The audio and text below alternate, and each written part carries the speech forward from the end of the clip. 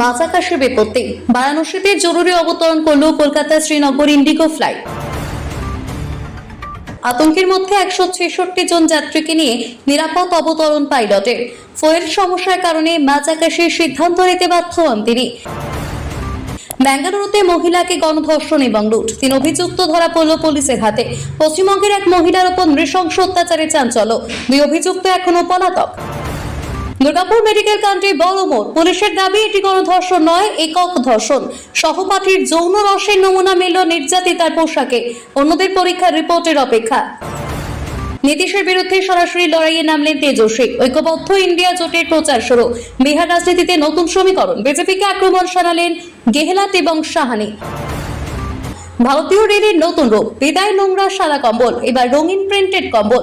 Vocal for local উদ্যোগে যাত্রীদের জন্য নতুন অভিজ্ঞতা আনল রেল। পশ্চিমবঙ্গে এসআইআর প্রক্রিয়ায় শোকজ 600 বিএলও, ক্ষোভ শিক্ষক মহলে।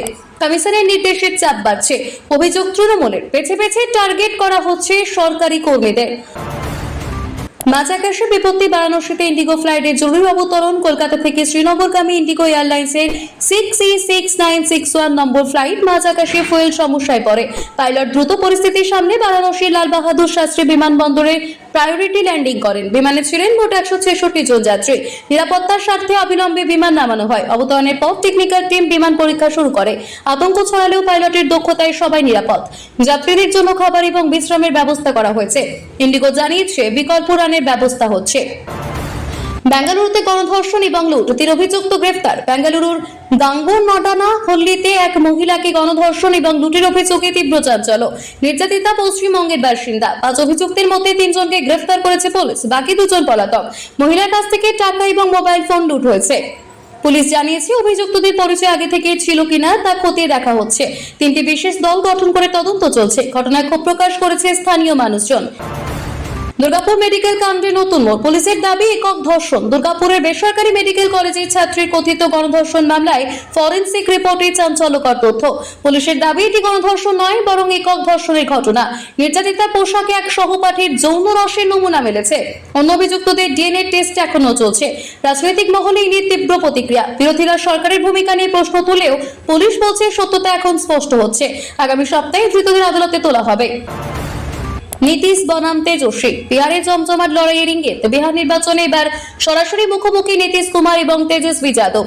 অশোক গেহলট জানিয়েছেন তেজস্বী হবেন মুখ্যমন্ত্রী প্রার্থী এবং মুকেশ সাহানি উপমুখ্যমন্ত্রী পদপ্রার্থী। গেহলট বলেন, আমরা ঐক্যবদ্ধভাবে বিহারের মানুষকে বিকল্প সরকার দিতে চলেছি। সাহানি বিজেপিকে তীব্র আক্রমণ করে বলল, বিহারে এবার পরিবর্তন আসবে। জোটের ঐক্য এবং নতুন কৌশলে বাড়ছে নীতিশ শিবিরের চাপ।